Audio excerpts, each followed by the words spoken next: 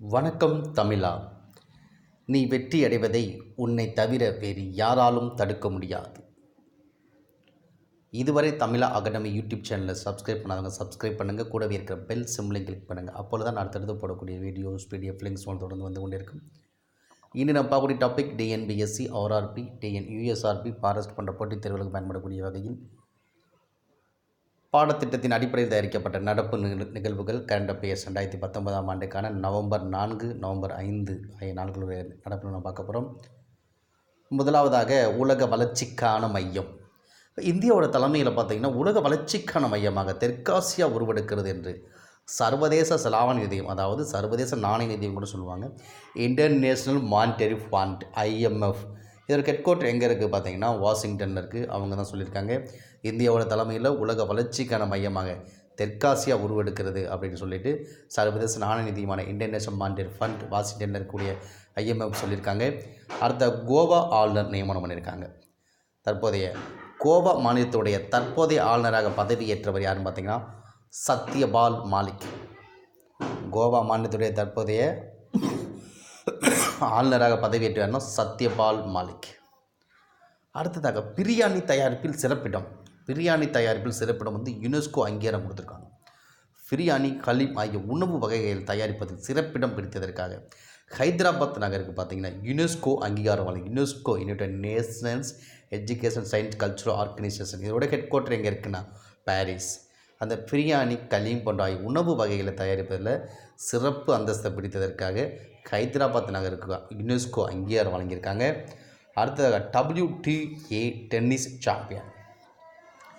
WTA tennis போட்டியில் பார்த்திங்கன்னா champion பட்டம் வென்ற வீராங்கனை யாருன்னு பார்த்தீங்கன்னா ஆஸ்லி பட்டி. இந்த ஆஸ்லி பட்டி அப்படிங்கிற வீராங்கனை தான் WTA டென்னிஸ் போட்டியில் சாம்பியன் பட்டம் வென்ற வீராங்கனை ஆவார். உலகினுடைய தலை சிறந்த 8 வீராங்கனைகள் ஆண்டு இறுதியில் பங்கேற்று ஆடக்கூடிய இந்த முக்கியமான போட்டி தான் WTA டென்னிஸ் சாம்பியன் போட்டி. அடுத்ததாக பிலிப்பைன்ஸில் நிலநடுக்கம். பிலிப்பைன்ஸ் நாட்டினுடைய மிண்டானாவ் தீவில் ஏற்பட்ட நிலநடுக்கமானது ரிக்டர் அளவுகோலில் 6.6 அலகுகளாக பதிவானது. பிலிப்பைன்ஸ் நாட்டில் இருக்கக்கூடிய மிண்டானாவ் தீவில் ஏற்பட்ட நிலநடுக்கம் வந்து பார்த்திங்கன்னா ரிக்டர் அளவுகோலில் 6.6 அலகுகளாக பதிவாகி உள்ளது. அடுத்து ககன்யான் திட்டம். விண்வெளிக்கு மனிதனை அனுப்பக்கூடிய ககன்யான் திட்டத்தினுடைய பூர்வாங்க பணிகள் நிறைவு பெற்றதாக இந்திய விண்வெளி ஆய்வு மையத்தினுடைய தலைவரான, அதாவது இஸ்ரோ தலைவர், இந்தியன் ஸ்பேஸ் ரிசர்ச் ஆர்கனைசேஷன் தலைவரான இஸ்ரோ தலைவரான K. சிவன் வந்து தெரிவிச்சிருக்காங்க. ககன்யான் திட்டம், விண்வெளிக்கு மனிதனை அனுப்பக்கூடிய திட்டம் ககன்யான் திட்டம். அடுத்து கீழடி. மதுரை கீழடியில் 6ஆம் கட்ட அகழ்வாராய்வு. மதுரை கீழடியில் 6ஆம் கட்ட அகழாய்வு அல்லது அகழ்வாராய்ச்சி தொடக்கம் 2020ஆம் ஆண்டு ஜனவரி 15ஆம் தேதி முதல் கீழடி மற்றும் அதன் சுற்று வட்டாரத்தில் இருக்கக்கூடிய கொந்தகை, மணலூர் உள்ளிட்ட 4 கிராமங்களில் பார்த்திங்கன்னா அகழாய்வு பணி தொடங்கும் என்று தமிழ் வளர்ச்சி மற்றும் தொல்லியல் துறை அமைச்சரான K. பாண்டியராஜன் அவர்கள் வந்து தெரிவிச்சிருக்காங்க. 2020ஆம் ஆண்டு ஜனவரி 15 முதல் கீழடி மற்றும் அதன் சுற்று வட்டாரத்துடைய கிராமங்களான கொந்தகை கிராமம், மணலூர் கிராமம் போன்ற கிராமங்களில் 4 கிராமங்களில் அகழ்வாய்வு பணி தொடங்கும் அப்படின்னு நம்மளுடைய தமிழ்நாடு மாநில அரசுடைய தமிழ் வளர்ச்சி மற்றும் தொல்லியல் துறை அமைச்சரான K. பாண்டியராஜன் அவர்கள் வந்து தெரிவிச்சிருக்காங்க. அடுத்ததாக பிரம்மாண்ட கால்நடை பூங்கா. பிரம்மாண்ட கால்நடை பூங்கா சேலம் தலைவாசலில் ஆசியாவிலேயே பெரியதாக பிரம்மாண்ட கால்நடை பூங்கா அமைய உள்ளது.